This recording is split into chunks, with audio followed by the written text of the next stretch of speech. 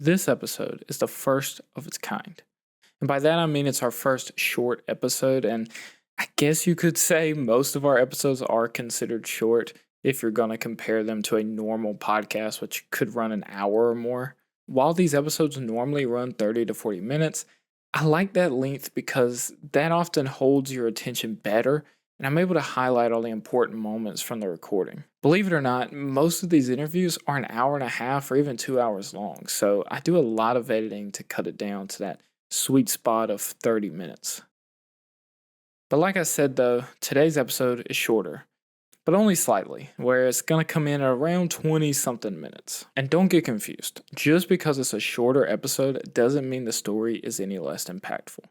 Today's episode is all about making the most out of your life that you've been given and putting yourself out there no matter the fear. This is the My Art is Real podcast, a narrative journey into the lives that shape art. I'm your host, Jacob Johnson, and this is episode 34, Michael Polakowski. Right after the break.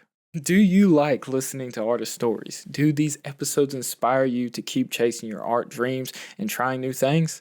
If so, consider supporting the show by purchasing prints or artworks on the My Art is Real website. You can collect art and support the show all at once on myartisreal.com. More print releases and exhibitions coming soon. I couldn't make this podcast without all of you, the listener, but if you want to take that support a step further, please leave the show a review wherever you listen to the podcast. Thank you, and back to the episode. Detroit, Motor City, the home of the very delicious Detroit-style pizza, and also where our guest was born and raised. Hi, this is Michael Polakowski. I'm a painter living and working in Detroit, Michigan, and I've been working professionally as an artist for about 7 years, delving mainly into surrealism and working in the method of airbrush paintings. My work has kind of evolved over the years to kind of hone in on the techniques I'm working now in my process. Because he grew up in the suburbs of Detroit, there was always this lingering pressure that you kind of had to follow two paths. Either you were into automotives or you were in the medical field, and he just didn't quite fit in with any of that. Every single member of my family, at least not my parents, but their parents, worked for the automotive industry. And growing up, it was kind of like a given that you either work in the medical field or you work for the car companies at some point. And I just knew I never wanted to do either of those things. I wanted to stay as far away from cars. I don't really have a lot of interest in them besides maybe painting them from time to time. But yeah, Dearborn was a great place to grow up, and it's close to a city, but it's also like a lot of cities around here. It's like you can, in a 2-hour drive, you can be in the complete wilderness and surrounded by nature. So growing up, what were your interests? Growing up, I think like a lot of kids in the Midwest, and I talk about this a lot in my work, is we don't really have like the thing that you do when there's no like culture of the Midwest. So I think we look towards the coasts like New York and California, and at the time like skateboarding was going through a big boom. I remember like finding Thrasher and Transworld magazines and really loving the graphics of that kind of stuff. So yeah, skateboarding, underground comics were a big influence. There was some really great comic book stores that were by my house growing up, and that kind of like started my, I guess, development of art. I kind of came to art really, really late when I was around 18 or probably 16 or 17. So when you were a kid, you weren't, drawing or doing anything like that a lot of young artists did? I was a little bit, not like a ton. I have a sister who's also a talented artist, but she works as a art director now. And so it felt like growing up as a kid that my sister was the artist, and I kind of thought of myself, I was left to kind of think of myself as whatever way I wanted. So, but it wasn't necessarily an artist. So I would tell stories or, be creative in other ways. And, that was like building things, making like models or building Legos. And so that I could think in that way, that's how I was creative. I would always make books, but it didn't feel like, oh, I'm doing this because I'm an artist. It just was innate. Like I'm doing this because I I need to do this or I want to do this right now. But in that same way, I never found art as a thing that you should get better at, which was kind of interesting. So I never sat down to be the best draftsman or drawer or painter in any way. I just really logically kind of found things in art that suited my needs at the time, whether it was a story um, or something like that.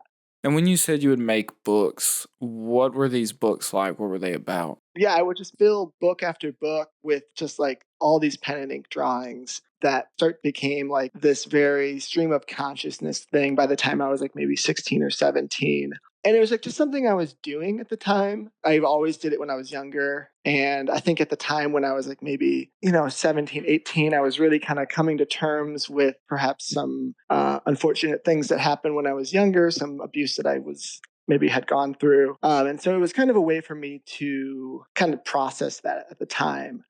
See, Michael was using his art as a way to process trauma. But what was that trauma?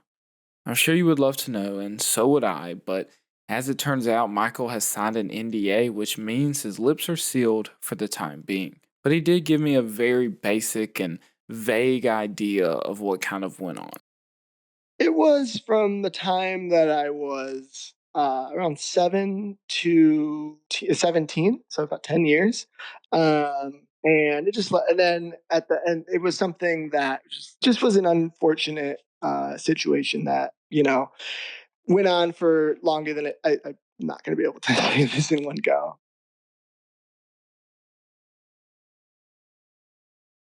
Yeah, he was having a pretty hard time explaining it without explaining it, but Michael finally found the right words and the best way he could convey it. It's hard to say. Yeah, it just was a situation that I was in for about 10 years. As it was going on, it kind of made me kind of confused about myself and my own kind of sanity, and made me question what was, and living in that state for so long, you kind of you develop this very surreal interpretation of the world where, you feel very just like disassociation, which is a very like serious thing, kind of becomes normal. And you're really constantly wondering what is true and what is real about yourself. And so I think then by the time I was 17, I think my mental health was about as worse as it's ever been. I had, periods where I don't remember leaving the house for about a week. And then at that time, I think I just started drawing. I started spending time alone. But when I was with people, having these books that I was making and working on made it so that it kind of transported me back to that state of mind of when I was alone and by myself and was able to kind of contemplate things. But it gave me a perspective that I ultimately you have to like kind of it's like a form of alchemy. You always have to take something. You have the life you have, and you have to take what you have and ultimately turn it into something that serves you. And if something doesn't serve you, you have to it's really only on you to turn it into something that is. And I think at this point in my life, like that period is the strongest, and really I'll say like that period and how I handled it was the strongest asset to my art practice. Because everything that came from that was just, extraordinary coping. Michael's right. We all have these cards we have been dealt in life, and we have to do the best we can with that hand and find a way out. Michael's way out, of course, was art, and he would channel these emotions through his pen into these elaborate notebooks. As he continued to draw in these books, a teacher noticed his talent and recommended he pursue art more seriously. It's weird because I also have OCD, and for me it was like just something I did as a kind of a habit or as like a ritual kind of thing. But yeah, it was something that like I never showed anyone, to the point when I was like a senior in high school. Like I would hang out in the art room a lot, and I had an instructor who saw all of these drawings and just kind of assumed like, hey, like you want to go to art school at some point, you should like really think about applying. Like they said it in a way like I was in the middle of applying to this, and I had truly never even thought about it like ever, and it was like this big mind exploding moment of, oh my god, like I need to I could kind of cobble these books together that I was making at the time and have a portfolio. But and on the same token, like I had at that point, I was like second semester senior year of high school. I didn't have a single drawing or painting piece in my entire portfolio. But with just those books, I applied to an art school in the area. My parents were really supportive and, drove me out to the portfolio review. And I got in off of just like something that I was doing because it felt like, what I had to do at the moment. So literally you were just drawing in these books and some teacher noticed that you were good at art and suggested you maybe go to art school and you're like, yeah, maybe. And then you went. Yeah, absolutely, yeah. And I wouldn't. I would say they weren't even. They're interesting looking back. They're really unique. I'd say like they were unique, and they weren't amazing graphite drawings or good representational drawings. They were just really inspired by like again underground comics and like alternative comics. I think as an adult, you putting myself in this instructor's point of view, like it'd be surprising to see an 18-year-old who's like kind of tapped into and has influences other than just anime and graphite drawing. So I think it kind of caught him off guard. Like I said, I didn't have a lot of technical skills. It opened up a side of like, oh well, like I could start painting. And I remember I immediately enrolled in a high school painting class, and I was the worst person in that class. And so it was something, but it was something like I just loved the thought of like sitting in front of a canvas for a number of hours and like suddenly something that is unique to your mind and unique to like your point of view at the end of that sitting exists. I hear so many stories of artists getting into art school and being humbled as they realize they might not be as good as they once thought. So I was very curious about what someone like Michael, who had never really viewed themselves as an artist, was going to feel when he got put into that environment. I think like going to art school was a total surprise for me because my sister went to the same art school as me before I got there, and so I had an understanding of what it would be like. I have this memory of like going into my drawing class on the first day, and I don't think I brought one pencil that was dull, and I could barely draw anything that would represent reality because again my like background was in mimicking underground comic artists and skateboard graphics, so I could draw that stuff from memory, but I had no idea how to draw any like a still life. And I remember the instructor sat us down and said, okay, do a drawing, and I did just the worst drawing, and I definitely, I don't remember exactly, but I'm positive I had a panic attack at the time. And then I think I remember getting in my car, being like, okay, well, I'm going to go home and tell my parents that I'm dropping out. Like that's what's happening. And then I got in, I think I was so upset. I got in a car accident, like not a bad one, but I remember like getting in a fender bender on my way home. So that, also say that my, my start at art school was not very smooth. But Michael didn't give up. He kept going to class and finally found a group of like minded artists that helped one another learn and grow. But luckily, I just fell in with some really, really talented people and found like a group of friends, like probably 6 people who are just amazing artists. Like some of them are tattoo artists, like some of them are, painters, illustrators, the like. And I like learned through them because I was so far behind everyone that go to class and then we'd be working after class and then my one friend would re-explain something to me, and then I'd be like, okay, I get it now. And so I think that was the thing that got me through that time period. Before he knew it, it was time to graduate. And as you probably know if you've listened to a few episodes of the podcast, is that when you graduate with an art degree, you don't just start getting paid to go paint your studio. Michael had to figure out how his work was going to fit into the world and help keep the lights on. I think I wanted to be a muralist, maybe. So I remember in school, like for senior year, I was like, I'm gonna be a muralist. I want to be a muralist. Like that's like there's people will pay for murals, but at the time I could not get someone to give me a mural. So I went to my instructor at the time, and he was like, "Well, just buy some big canvases and just paint on those." So painting was like a stand-in for not being able to do murals, and not being able to do the one thing I wanted to do. And then when I got out of school, I was like, okay, well, I want to be an illustrator. And so I did paintings that were so weird that like no one would ever put on like a beer label or a packaging. But at the time, like I remember I just ran into someone who saw like just on the street, they were like, oh, hey, like those paintings you're posting like are great. Like you want to have a have an opening at my gallery. And I met at his gallery was like just like in his apartment above in like a really kind of nice neighborhood that he got a good deal on rent. And I did like 7 paintings for that. But at the time I was still working, like I was interning in advertisement. But every day I'd go to my internship and I would basically like do my work for 3 hours, and then for 2 hours I'd plan out what I'd paint it that night, and then I'd get off work and go do those paintings. And then it really just happened in the background.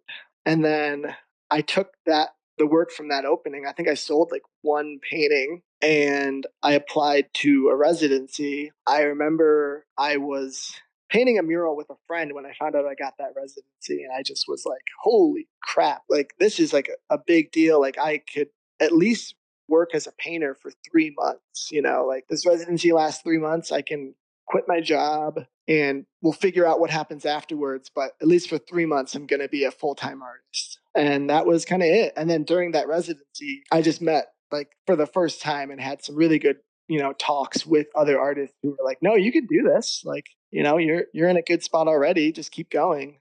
And that's kind of how it worked in the background, kind of. For Michael, the plan became pretty simple: work some normal jobs to pay the bills, and paint as much as he could in hopes that something would work out. One thing he did that really helped things work out was send out physical letters to different galleries that he thought he could fit in with. And luckily for him, a couple of them got back to him. I sent them a letter of my work, and they were just the two curators and the two directors were kind of talking about a group opening. And my letter just happened to be on the table in front of them. And they were like, oh, like, well, what about this guy? And, like I said, like, I think if you're just like putting yourself out there and, like my first solo opening, which was at like a friend's apartment gallery, it happened because I ran into someone on the street. When you're contacting these galleries and trying to get your art out there, it's important to be realistic with yourself and recognize your level of the craft and what galleries you would actually fit in with.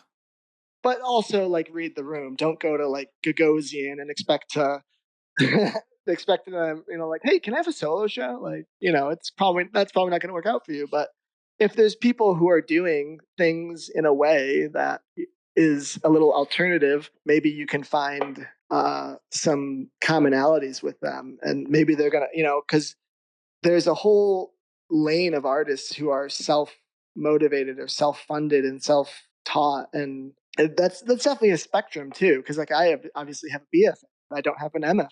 There's always going to be something you don't have, and there's always going to be someone who's willing to work with you. You might find a space that seems like a great fit and they just don't like your work. But that doesn't mean you should give up. You have to do your best to take those rejections and just use them as fuel to keep going and look around and try different approaches. So once Michael was making some money and starting to find some success, it didn't happen overnight. When I got that residency I told you about, they were like, okay, well, it's 1 year from now. And I was like, oh, crap. Like, here's this money that I'm being offered, but I'm not going to get it until a year. So, and then I needed to come up with a body of work. So I worked at this company at this like display room for tables. And they had like maybe 2 customers come in a day. And I would just sit and I would write and I would draw and I came up with like my idea for the residency while I'm just sitting at a desk, and then someone would come in and be like, "You want to buy a table?" And they're like, "Probably not." Both go our separate ways, and that worked out. And then like I said, I've done a million things. I've worked as a wall manager for a mural festival. I've sold things. I've worked in retail. But that's all several years ago now. But yeah, I've always had to kind of pay my own way because art takes a really long time to be profitable. And even once you're killing it, there's going to be some great years, and then there's going to be some slower years. all of this is laid, all of my development is laid over the fact that the pandemic happened in the middle of all of this, right when I was like, 2019 was like right when I would say I finally started really, like, I didn't have a job for the longest I'd ever not worked somewhere. I had some, like, an art fair I was going to be a part of. I was going to do some murals. I was going to do this and that. And then the pandemic happened and everything was canceled. And but then I still had something to fall back on. Yeah, but then, once the pandemic kind of was over and we're going back to doing in-person openings, then I had the best year financially of my life. And also, I really only spend money on the things that matter to me. Like my rent is like absolutely nothing. My studio rent is absolutely nothing. I buy clothes once a year, that kind of stuff. And that really adds up so that you're not taking on those, things that will detract from making the art that you got to make. Everything takes some level of sacrifice, but as long as you're happy, that's what matters, right? Sure, Michael might not be living some lavish lifestyle, but he's happy making the works he wants to make. And there's collectors who want to hang those works in their home. I mean, what more could you ask for as an artist? So tell me when you became a full time artist. 2019 was the year I started being a full-time artist. I'd say I haven't had a full-time job since or after that. I've, like I said, instructed at a college, but that's one or two classes a year, and then the rest of my income comes from just painting and murals. And like I said, I've been had years in there that are like amazing, some years that are not so amazing. But I've always just been able to, since then, from the momentum of that, because it's like you do one thing like that has an echo. You have a solo opening, and then suddenly this whole group of people who didn't know you before now are aware of your work, and that just kind of goes and goes and goes. So yeah, it's been about, 4 years now, full time. Can you think back to how you were feeling in those moments when you were trying to work toward those goals of becoming a full time artist? And did you have any fears or anything? Oh yeah, I just thought it would never happen. It just feels like, because when you're dealing with one problem every day, you feel like that problem will never be overcome, and you don't realize like the difference of like one week to the next week, because painting's a slow burn. And it was during that residency when I met an older artist who, he works with galleries, but he's entirely self produced. He has his team, and it was the first time someone told me, like, you want to make work for 50 years, not five. And when I started making work on the scheme of like, all right, let's make the path, the goal to be doing this for 50 years, that's when I started like having the clearer headspace to not worry about day-to-day stuff of like, oh, no progress is being made. Because even if you never become a full-time artist, if you just paint for 50 years, like, you're going to be great at the end of 50 years. Even if you never have a solo opening, like, that work still exists. Your family and whoever has seen it gets to see it for as long as, the work still exists. So, and if that's the headspace you have, then things will come. But yeah, I would say it was like pretty bleak. It was only when I started, when I was like, I was up against the hurdle of like, how do I get in with these galleries? How do I know these galleries? And get on your phone, in my case, get out your stationery and write a letter, and people will respond to that, and it'll get some people off guard if you try to communicate in exactly the way that everyone else is communicating to the exact gatekeepers that everyone else is communicating to. You're probably not going to cut through the noise. But if you go to someone who is a little bit more receptive, and you talk, you're very thoughtful about, I enjoy what you're doing, and, like, just keep me in mind. Michael turned the life he was given into the life he wanted. And that climb to the top was far from traditional, from the way he fell in love with art and enrolled in art school to then started writing handwritten letters to galleries. Because just like his art, he does things his way. Thank you for listening to another episode of the podcast Today's episode was released on my birthday, and I can't believe how fast time has flown by, from curating my first show to getting married and even starting this podcast. Everything seems to move in the blink of an eye, but I'm so grateful that I get to sit here and make these episodes for you all to listen.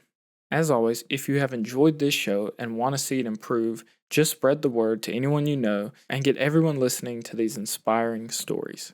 If you want to go even further, consider leaving us a review wherever you listen to the podcast, and check out our available prints and original artworks on our website, myartisreal.com. Thank you, and I will see you in the next episode.